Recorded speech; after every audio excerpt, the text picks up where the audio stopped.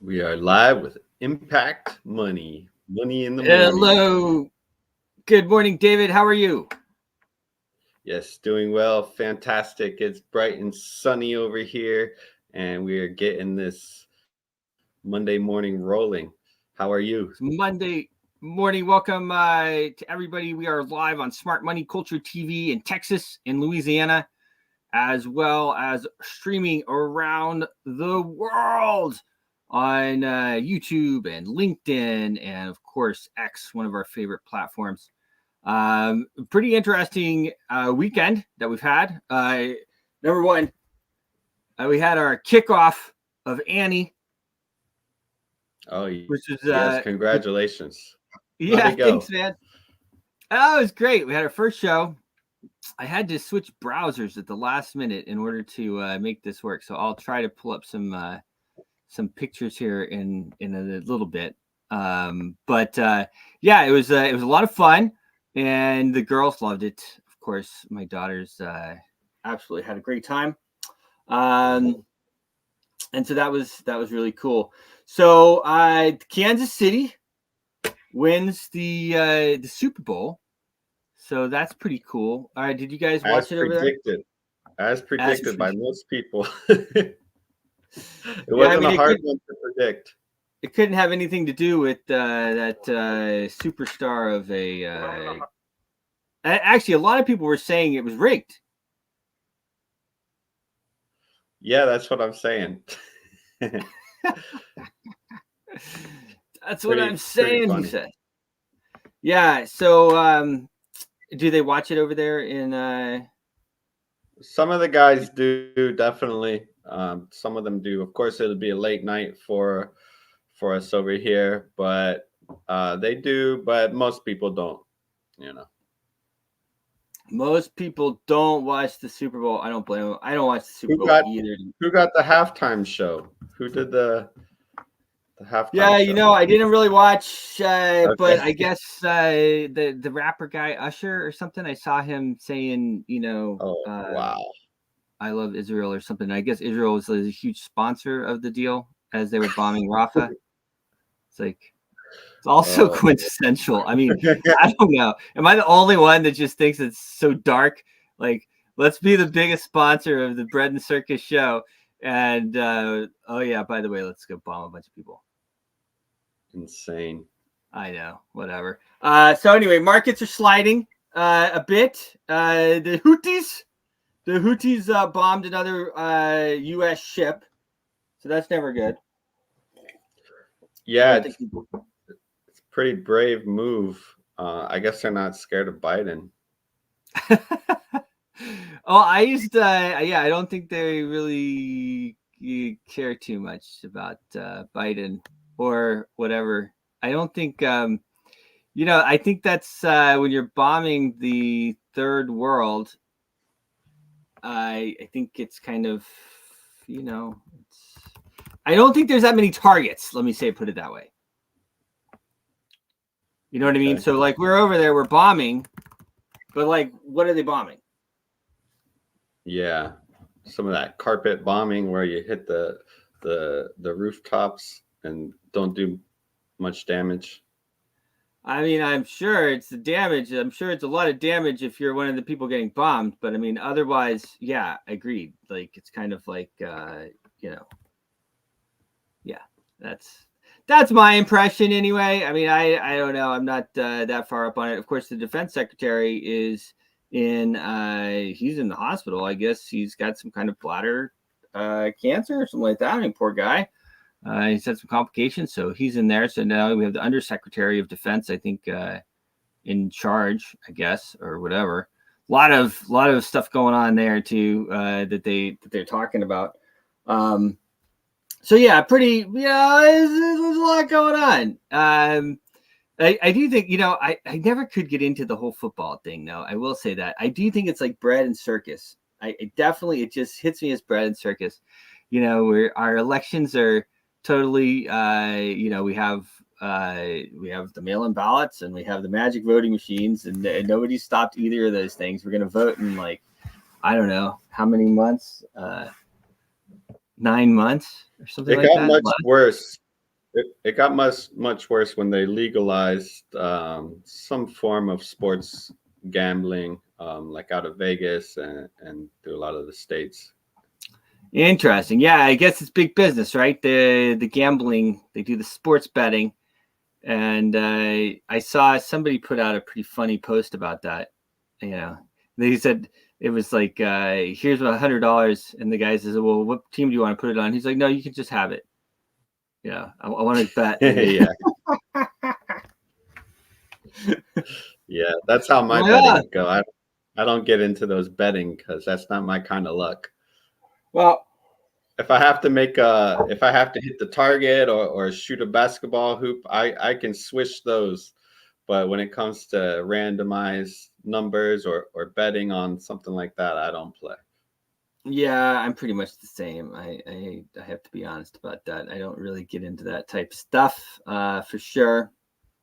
So anyway, well, obviously as well with crypto, we're kind of betting all the time anyway. Well, that's a much more educated bet. You know, you look at the sheet, at the white paper, you look at the business plan, and you can see who's operating and make a really good analysis. So it's betting, but it's not so much like it's educated bet. It's educated bet. And when you have a guy like Matt Dixon helping you out, you have much better odds. When you have a guy like Matt Dixon helping out, that is great. I want to get let me see here. So I have to now, I'm on a different browser. It didn't like me here. Let me just pull this up, futures. Here we go. All right, I'm going to share my tab here, talk a little bit about some of the stuff going on here.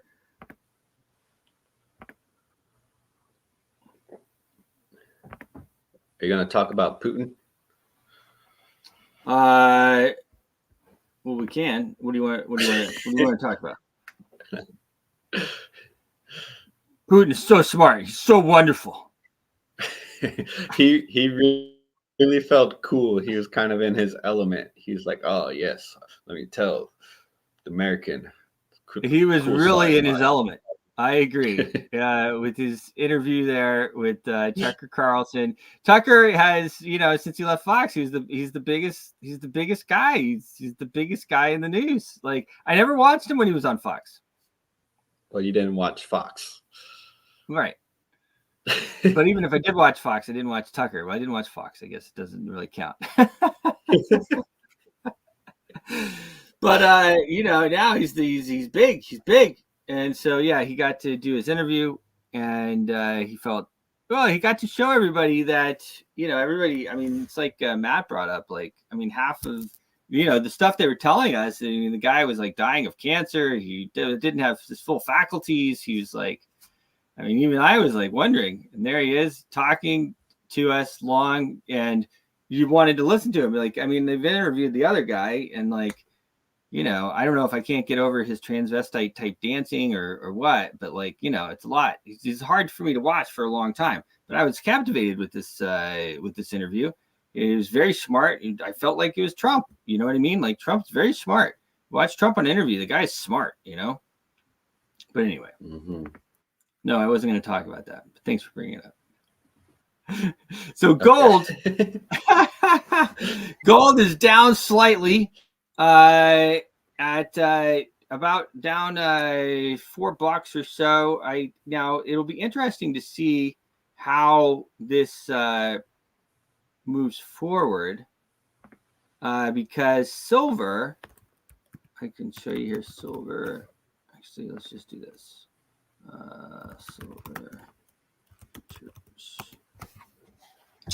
Silver is up almost 2%.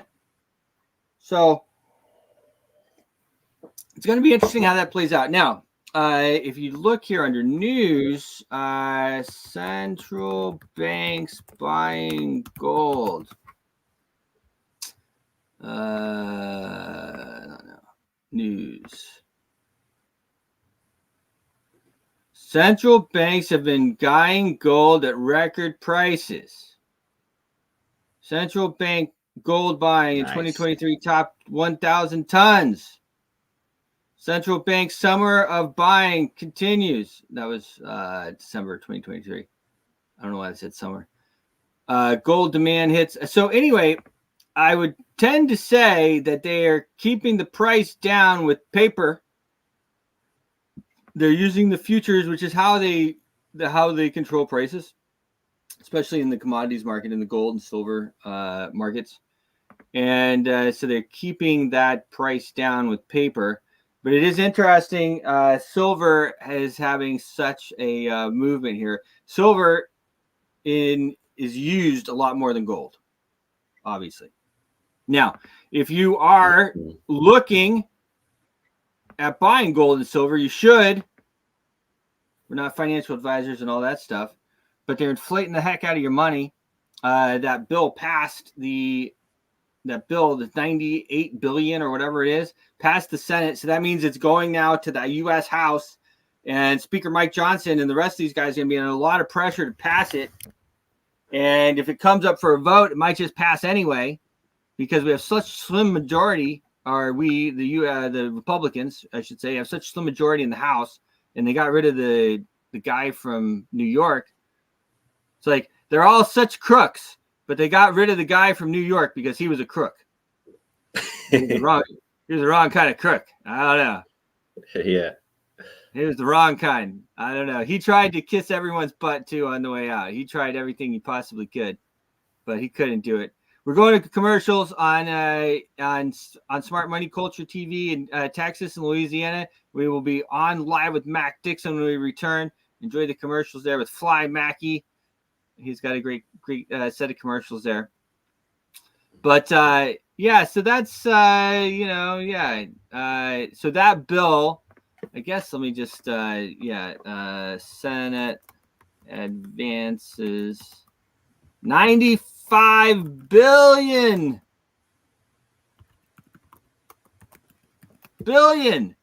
The Senate on Sunday pushed a 95 billion emergency aid for Ukraine and Israel with a bipartisan vote that kept it on track for passage within days. Guys, this is one of those moments when I wonder, no matter what you do, you can't stop it. Short of coming to Washington, D.C., which I know everybody's scared of. But if we came here like if we came here and showed up like the farmers,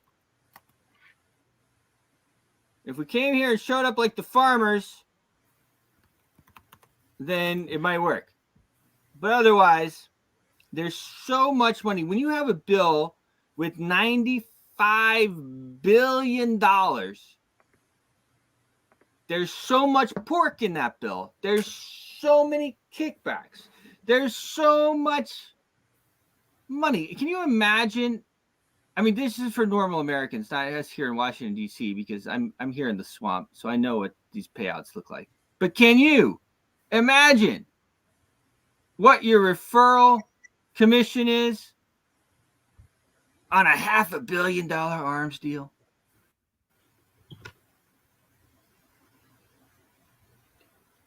I mean, think about that for a moment.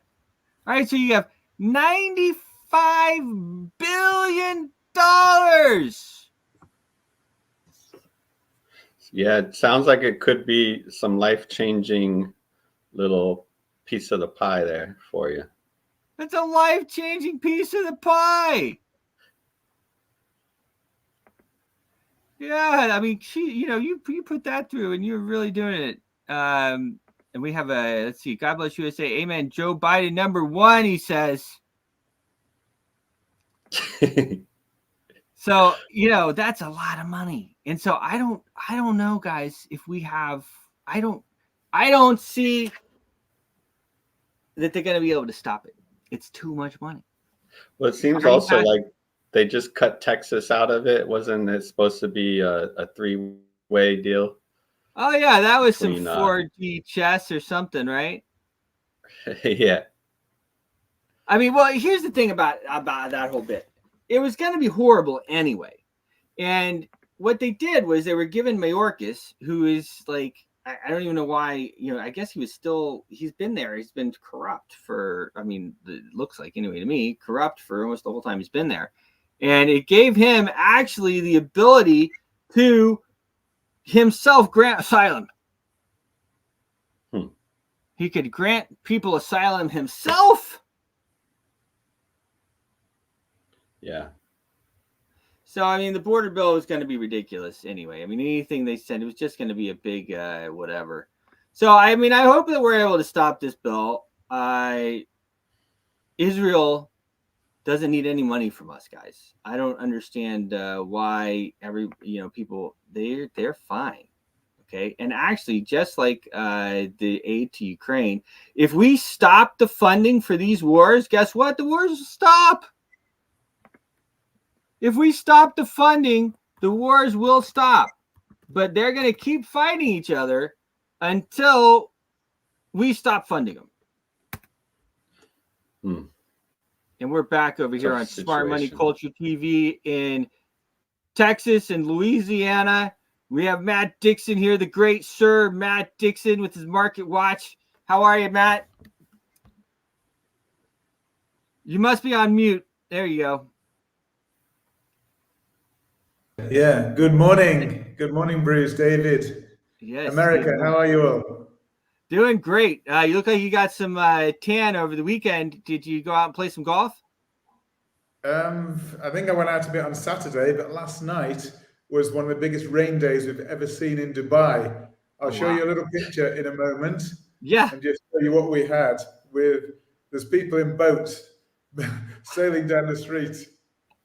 Well, it's funny because I have been there when it rained a lot before, probably not as much as it is now. And yeah, they don't have such, it's not like they have the whole rainwater setup, where it drains the rain so much because they don't need it. And so it floods for a very short amount of time. I've just shared my screen, so I don't know if you can see that. Oh, yeah, look at that. That was the cloudy Dubai. Mm-hmm. Oh my gosh! Swimming Dubai. So it was literally thunder and lightning and torrential rain the whole night long. Wow. That's really something else. Yeah. Jeez. So what was as you say, I've seen rain here before. You've been here when it's rained. I've been coming here for up to around 20 years, and I've seen these things in the past. We can't just say we don't know. I don't know about global warming, but I've seen this before. That's all I'm saying. Yes. I don't either. I also know they do a lot of they see the clouds over there. I think not regularly, but it's not hidden. They use electricity in the clouds. Yeah, I'm not sure whether this will be cloud seeding. Whether they want this much rain, I don't know. It's brought the place to a halt temporarily. A lot of government workers. That's a lot. Yeah, those poor people with those cars.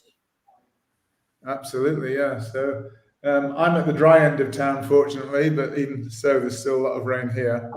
But anyway, can you see my latest slide?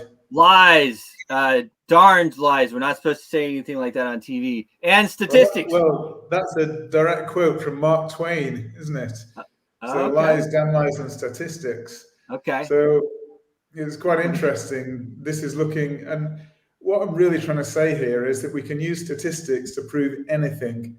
You just put a chart up, and this looks really alarming. Buying power of a dollar over time, and you can see the buying power of our dollar or your dollar going down and down and down over time. Yeah. Which is quite alarming. But people don't take into account that people's per capita income has gone up and up and up over time. And when you actually balance it out, you'll find that you're slightly better off, not much better off. This is looking from 60 years ago now, just about 60 years ago, from 1964. And this is looking at wages at the time, and $2.50 an hour for the average wage then, and $22 now. So the average wage has gone up by 10 times. But obviously, we're not 10 times wealthier because the value of the dollar has gone down and down and down. So when you take into account the inflation, you're actually still better off, believe it or not. So when you adjust for inflation, the wage would have been $20, $27, now $22. So you're actually about 10% up in real terms. So your real wealth in real terms, buying power, in the last 80 years, or so, is it 60 years or so, has gone up by 10%. So in other words, it's almost stagnant. There's not much change. You're a little bit wealthier than you used to be in general, in average, across the board. The only difference I would say is that maybe the wealth distribution is different. And I don't know whether that's in your favor or against, but obviously the disparity between rich and poor has changed.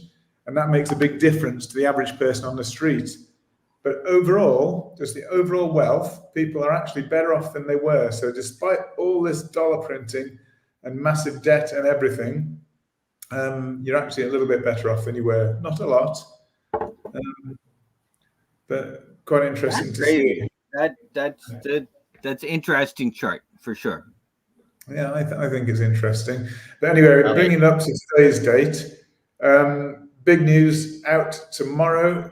I think it's tomorrow, the 13th. Is it the 12th today? So today is the 12th, tomorrow's the 13th. So we get CPI tomorrow?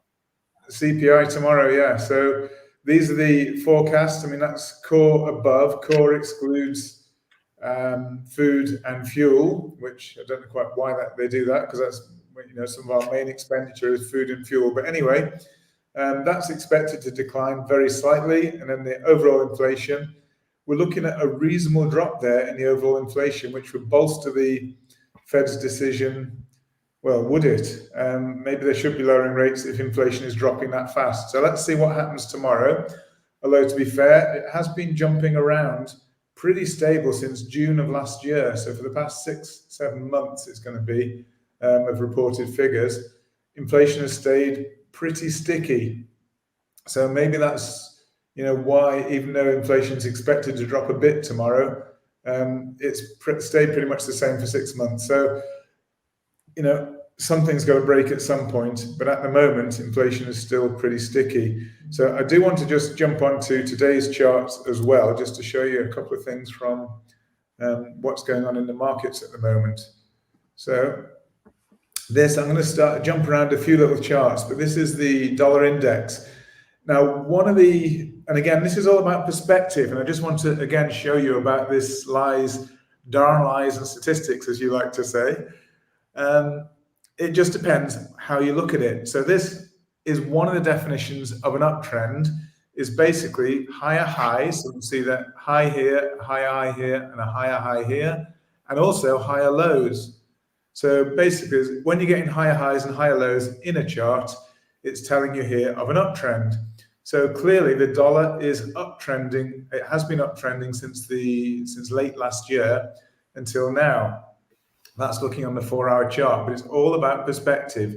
So if we were to zoom out and look on the daily chart, for example, we can actually now see that in perspective a little bit more. That we've just looked at this bit here where the market's been rising, but if we took into account from here, we'd have probably a different picture. Basically, a lower high here, a lower high, and effectively, a completely different picture. So it all just depends how you look at these statistics. But that's why it's so important to look at the whole picture and see where we are from there. So this is the current picture of the S&P 500, which I think is very, very important. It's a really good proxy for the market. Where the S&P 500 goes is where risk assets tend to be going. So we can see here that we've, from the low back here, and again, it's all about perspective, but we have actually been in a long-term uptrend for the S&P 500. We may be nearing towards the end of that, and this 5-wave move might be signaling that, because impulsive moves are in 5 waves, and then you get at least a pullback in 3 waves. So we've got wave 1, wave 2, and we can measure that Fibonacci measurement. I'll just move this here.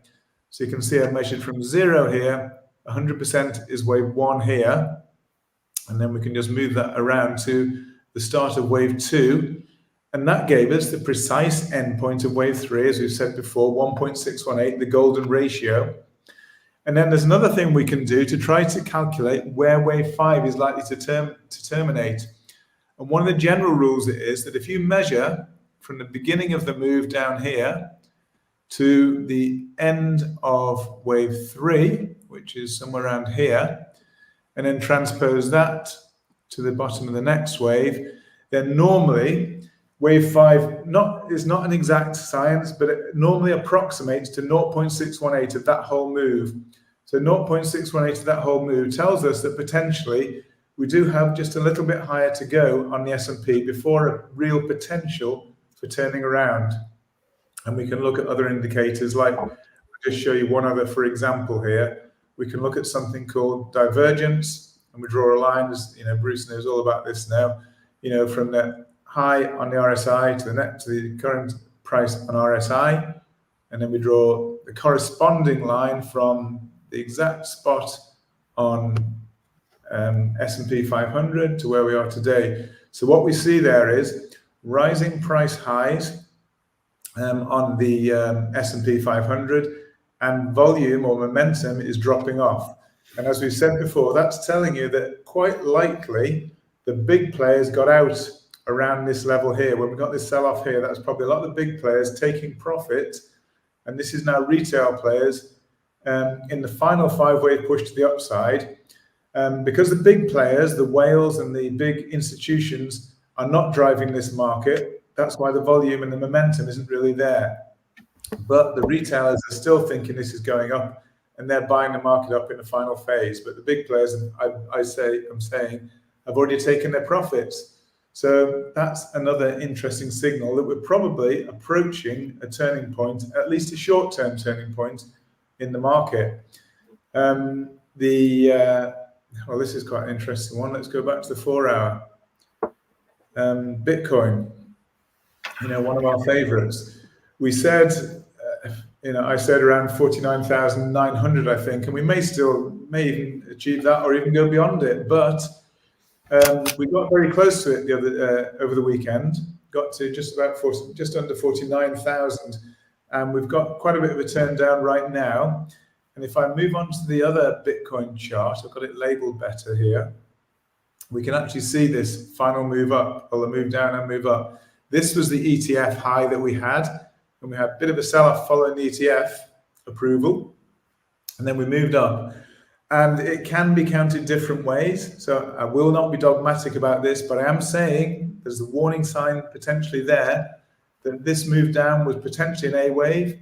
This move up is an ABC to take us for a B wave, and I'll actually show that here. Potential B wave, this large B here.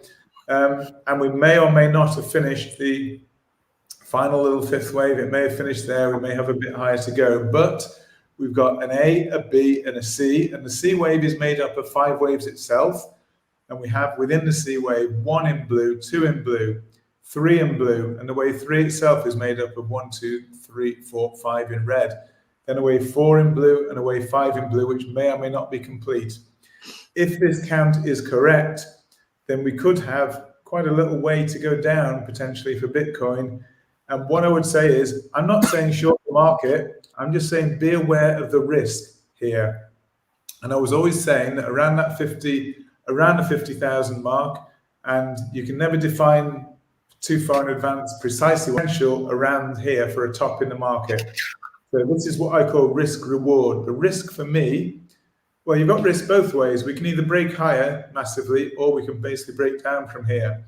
But because it's a good risk reward boundary, you can potentially take long positions or short positions with stop losses very close in either direction. So it means your risk is small with potentially massive reward. If I'm wrong, the market could break massively higher. So you could have a long position with just above here with a stop loss just below. And if you're wrong, you'll get stopped out and make a little loss.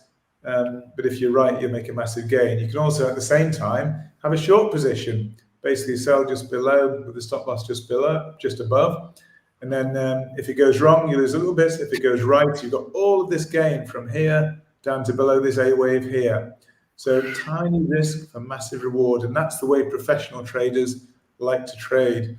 And we've seen a big move on Sol. And again, this is quite Oh, wow. interesting. We saw potentially an ABC with the C wave being, there are different relationships. The C wave, most common relationship is 1-to-1. So the C wave normally equals 100% of wave 1. That's up here. But the next most common is probably about 0.618, and that's just about where Sol turned.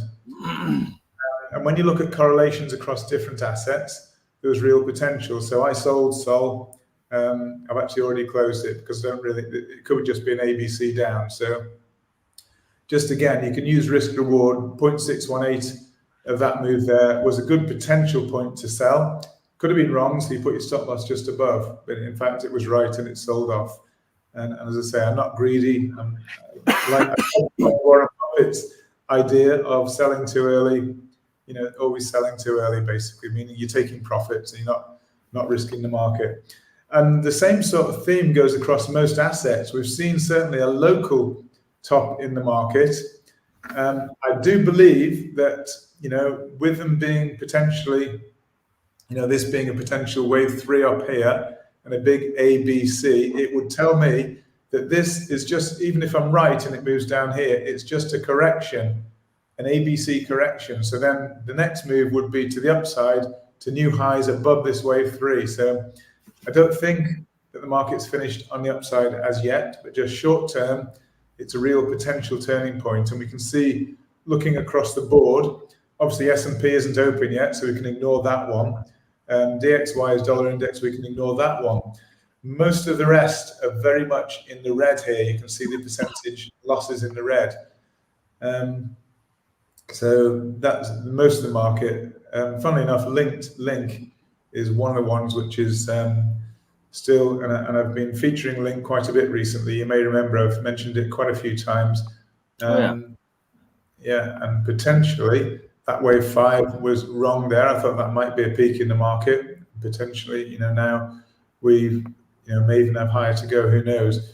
But yeah, most likely actually we've got some kind of leading diagonal, wave 1 possibly, wave 2, wave 3, which is made up of 1, 2, 3, 4, 5. So that would be a smaller wave 3, wave 4, and we're working on a final 5th wave to the upside quite possibly. So a little bit like the S&P, where potentially we're working on a final little bit of that 5th wave to the upside before we potentially get a pretty decent pullback. And that would align pretty much across most of the assets.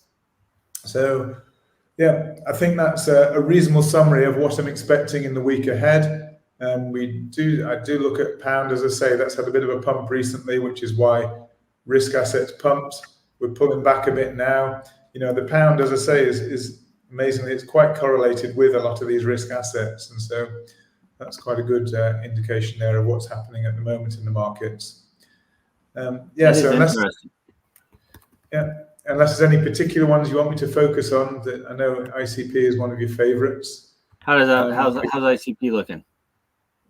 Yeah, again, it looks as though potentially it's actually very similar, like Bitcoin. The high that we had was just below the previous high here. And so potentially this is an A, a B, and we're working on a C wave to the downside before potentially more upside. So it is looking as though we've seen a local top in the market and potentially going to see some downside there. There's no particular, there's actually very, very minor bearish divergence. If I was to draw it in, very minor bearish divergence, which means potentially the bias is slightly to the downside, but it's very minor. So we can see a slight uptrend in the price peaks. And as I say, we have to draw from the solid body of the candle here. So a slight uptrend there. And we can see on the RSI below, a slight downtrend on the corresponding RSI. So that basically tells you that's called this is called regular bearish divergence, which tells you that at this point here was a potentially really good point to sell. And you would look at other indicators. So we got potentially a big bearish engulfing candlestick here, which was again a sign that this was the local top in the market. So this is what's so good about trading.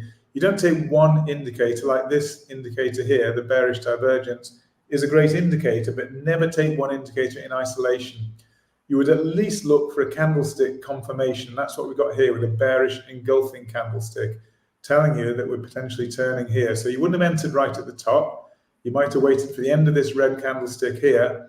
You'd have entered short here, and potentially, you can now protect it. Even if it's $1 protected profit, no matter what happens then, you've got $1 in your pocket. But if it continues down, you can actually make a really big profit. And that's one of the secrets to trading, as far as I'm concerned anyway, is use multiple indicators, protect your profits, and then you can let it run potentially for a big profit, or at worst, you get stopped out for $1. And then you get yourself a great trade record over time. Good stuff. Yes, protect your profits. Yes, exactly. So we've had a pretty decent pullback on oil as well. How do you see that playing in? Yeah, oil is actually quite an interesting one. I've got oil here. It has pulled back a little bit. Oil is one of those really interesting assets because obviously it's kind of a risk asset. So when the economy is doing really well, everyone is using more oil, and so the demand goes up and the price goes up. But it's one of those assets as well that when there's trouble in the world, like in the Middle East, and that is still bubbling away in a not a good way, with all the things going on in the Middle East, as you say, with the Houthis, with Israel and Gaza and so on and so on, and Iran and Lebanon. There's a lot of tension going on with Lebanon at the moment.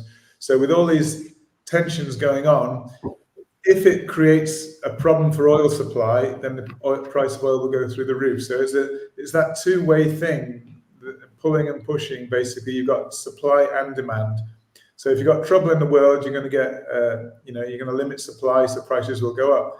But if the world's firing all cylinders, the economies, then there's going to be greater demand and the price goes up. So there's two factors you got to keep an eye on. So you cannot say, you can't just examine one factor in isolation, and that's probably the same with all assets that you look at. So many people get wrapped up in looking at one particular facet, like when I showed those charts earlier on. If you just look at the spending power of the dollar, you'll be just really pessimistic, thinking this is terrible, and you can really, sway an argument one way by just looking at the statistics in one particular direction.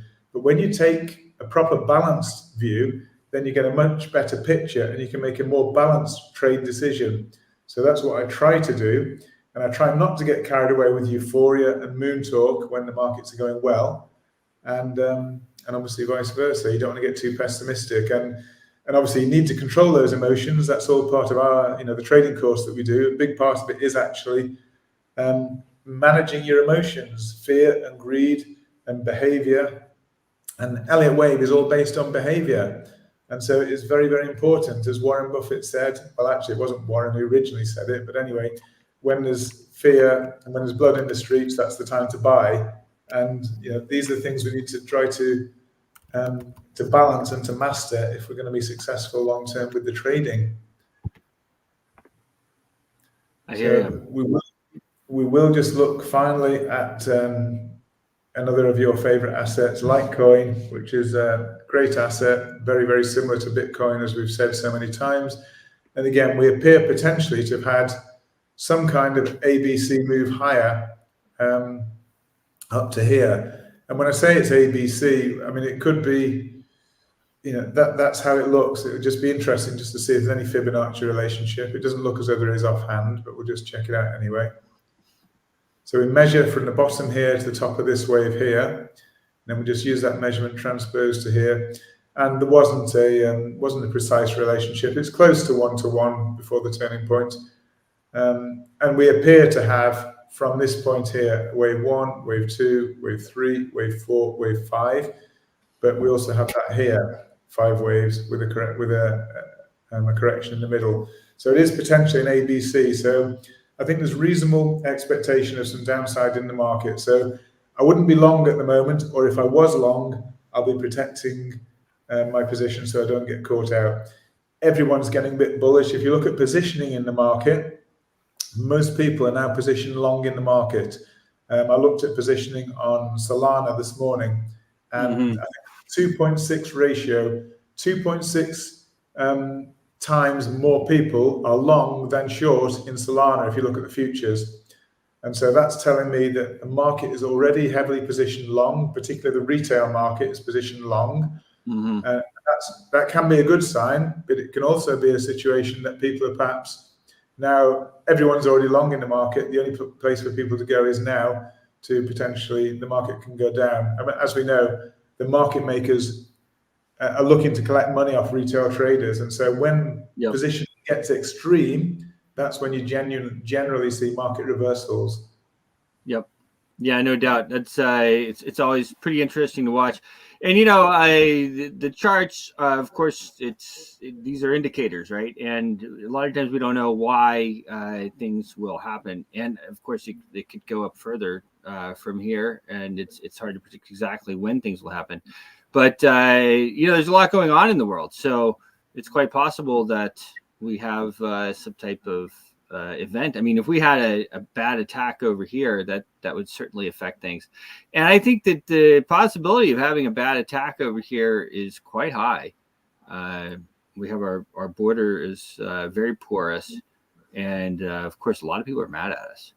So, well, particularly Iran, are particularly mad at the US at the moment because obviously, the US retaliated in quite a big way, really. I mean, a controlled way, but a very, very firm way against Iran for the purported, the 3 US servicemen were killed and a number were injured at that base, and that was blamed on Iran. And so the US took retaliatory strikes against positions, not actually in Iran, but some of the proxy positions around in other countries supported by Iran. So that, there's real animosity between Iran and the US in particular. And so it could be that the US is a target, and they have to be vigilant, of course. As you say, got to watch the borders and watch for potential hostilities from the likes of Iran and others.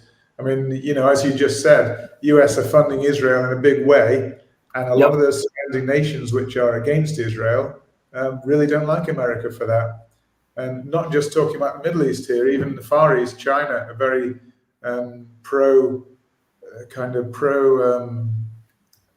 what would I say, Palestinian or pro, Hamas and so on, and very anti. You could almost just say anti-Israel, pro, anti. Anyway, yeah, go ahead. But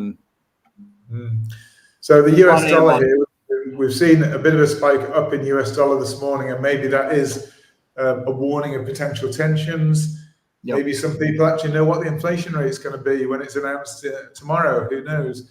Maybe it's going to be higher than people expect, because at the end of the day, it's not about the actual figure. It's about how that figure deviates from the expectation. So the expectation is already factored into the market. And so we have an expectation of inflation dropping by a certain amount. But if it were to come out above the expectation, then that would be, bullish US dollar and probably a little bit bearish risk assets. So it will be worth keeping an eye on what those inflation figures come out at tomorrow. I can tell you guys this: if you are in the market, normally on CPI days, it can get wild. Massive moves up, massive moves down, wicks, one way or the other. And that could be, as we talked about, that liquidation type event that the market makers look for in order to shake some of these long positions out of the market. It's like I always say, there's two truths in these trading platforms. And one is that they do want people to be successful and make money. And I do honestly believe that is largely true. But the other side of that is the other truth, and that is that they can't pay out everybody. They have to liquidate people in order to pay for these large leveraged positions. If everybody wins, then they go bankrupt. It doesn't work. And so. Yeah, I mean, leverage is, can be very exciting, but, if you're not a professional trader, you've got to be very, very, very careful about leverage. And I've seen people thinking that 5 times and 10 times leverage is reasonable, because you can actually, on some platforms, I've seen actually up to 1,000 times leverage, but even 100 times, you only need the market to move less than 1% against you, and your whole position is completely obliterated and wiped out. So leverage, like anything, is a weapon which can be used for good or for bad, but it's a very dangerous weapon, and you can actually end up getting hurt with it. So, retail traders, they see the potential to earn a lot of money, but they don't realize that. I mean, I don't leverage more than three times, and 3 times is really risky as far as I'm concerned in my book. Even if you leverage 2 times, there's real potential for wipeouts there, especially if you're shorting the market. It's very, very dangerous. So I would say be careful with leverage. They want you to leverage highly, because if you do, in the long run, you will wipe out. It's a fact. And 100%. Yeah. So you will wipe out. You cannot hold a long position for long, or a leverage position for long, I should say. Yeah. Or a long position. Yeah. I mean, if you were holding, a Unless lot of you're assets. Michael Saylor. Yeah. If you were holding assets recently with the market moves that we've seen, if you're the wrong side of the market, you'll be wiped out with anything more than, if you do 5 times leverage. People think 5 times is conservative. In the crypto world, it's not at all. You can actually, I've seen moves that can wipe you out within an hour on that sort of leverage, completely wipe you out. Oh, yeah. Well, one way that I like to explain it to people is that if you are 10x leverage and it moves 1%, that feels like 10%. Yeah. So if the market moves 10%, you're completely wiped out. Your whole position. And you'll be liquidated well before that. Absolutely, yeah. You'll be liquidated before that even happens. So you'll actually end up, yeah. So yeah, it can be exciting if you're trading with money you can afford to lose, or if not, trade carefully and learn how to trade properly. So again, we have a very effective Learn How to Trade.club course, which again I would strongly recommend people. If you're trading at all, if you were trading, whether it's whatever asset it is, you need to learn how to trade professionally. Otherwise, unfortunately, the odds are stacked against you. So you need to try and learn to trade like a professional and hopefully make money. That's the way we do it. So we'll probably this week we can get some things set up and then start to really make some good trades with everybody. So amazing. Well, Matt, it is always a pleasure, my friend. I will look forward to it every day. I hope you had a great weekend. I don't know if you heard at the top of the hour, we had our first kickoff show for Annie. So that was pretty funny. Oh, that's amazing. Congratulations. That's fantastic. It was pretty fun. The girls loved it. My daughters, they really had a great time. So that's what it's all about, But yeah, we'll be doing it and looking forward to getting the update tomorrow as well. Yeah, that's fantastic. Sorry, I'm just looking around the markets, but been a great day. Thank you for having me again, and look forward to tomorrow, and we'll find some more interesting things to be looking at. All right, nice. Sir Matt. Thank you, Matt. You're the best. Thank you. Thanks, Bruce. Thank you, everyone. Cheers. So I'm looking here for my video. I took a video of me and the girls backstage. Let's see where I shared it here. Let me just send it over. I guess I sent it on regular.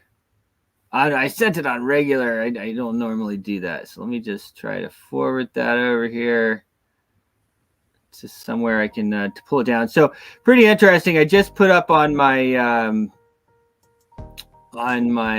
X account as well.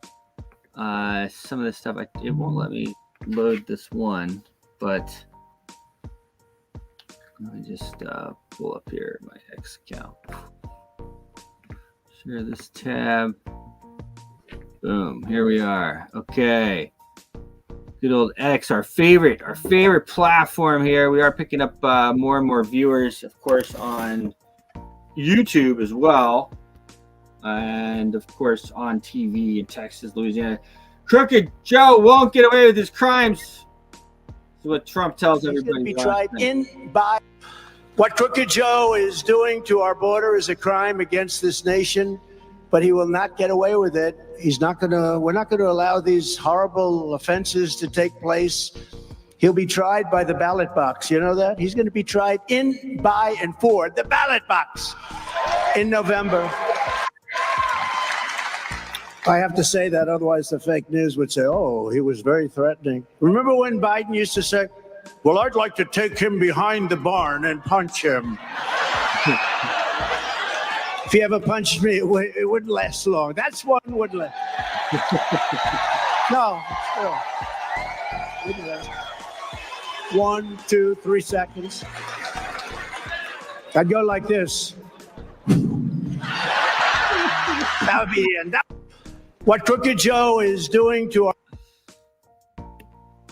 He's so funny, man. He really has, pretty hilarious. He is hilarious. He really is. All right, I just gotta run over a couple of things here because there was a lot of stuff that came out here over the bit. Of course, Trump says he could stop the killing. If I'm president, I will have that war. Would you continue to give Ukraine money and weapons if you're elected? What's the answer? If I'm president, I will have that war settled in one day, 24 hours. It'll be absolutely Do you want over. Ukraine to win this war? I don't think in terms of winning and losing. I think in terms of getting it settled so we stop killing all these people. Follow up on that because that's a really important Excuse me, statement let me that you just follow made up. there. Can you say if you want Ukraine or Russia to win this war? I want everybody to stop dying. They're dying. Russians and Ukrainians. I want them to stop dying. I mean, what a concept, right? Stop the killing. Stop the killing. Yeah, man. You know? Now, this is pretty interesting, too. Do you think Yep. the CIA blew up the Nord Stream pipeline? Let's see what they had to say for themselves. The sledgehammer that we have against Putin is to shut down the Nord Stream 2 pipeline and do it permanently. This is a real, acute, and proven threat. I'm a big proponent of making sure we stop Nord Stream 2 from happening. Stopping the Nord Stream 2. And, Trump also isn't wrong to identify Nord Stream 2, this pipeline that he talked about today, as problematic. There is still time to stop Nord Stream 2 if we act quickly. The timeline for action is short. And I'm not going to stop working to halt Nord Stream 2 to stop Russia. End it once and for all. I mean, he needs to kill the Nord Stream 2 pipeline right now. And I think the most important thing right now, and what Zelensky said, is they want Nord Stream 2 stopped. That's what I see as the most tangible reason and the tangible effect. I believe we must stop this Nord Stream 2 pipeline. We should have brought the project Crazy. to end. There's still time to stop it, but we need to act quickly. Nord Stream 2 is a danger to peace as we know it. Nord Stream 2 is energy blackmail. It's Putin's pipeline. It's a trap for a Russian trap. There will be no longer a Nord Stream 2. We will bring an end to it. We will put an end to it. Germany should cancel the Nord Stream 2 gas pipeline. We're looking at a variety of things we could do there. We've been so far trying to use other tools to stop the Nord Stream 2. And we got legislation that was appropriate to now have delayed this project significantly. We need further tools. We're prepared to use those tools should you provide them to us. And we've also used our diplomatic capabilities. This pipeline must be stopped. And the only way to prevent the completion is to use all the tools available to do that. If Russia invades Ukraine, one way or another, Nord Stream 2 will not move forward. Kill Nord Stream 2 now and let it rust beneath the waves of the Baltic. The operator of the Nord Stream gas pipelines, which run between Russia and Germany, says that 3 lines on the Baltic seabed were damaged on Tuesday. It was a deliberate act of sabotage, and now the Russians are pumping out disinformation and lies. This is craziness. It's like so funny that we're even like anybody's even talking like we did that the U.S. didn't do it. Nuts. Right. Anyway, and one of the biggest natural disasters for the for the environment and everything as well. So anyway, guys, I love that you joined us again. Part of it. Yeah, that is the other part of it. We'll be back on live in about 5 hours on your TVs there in Texas and Louisiana, as well as streaming live. David, You're the man. Thanks, sir. I'm signing off. Thanks, man. Doing my best to help out. See you soon.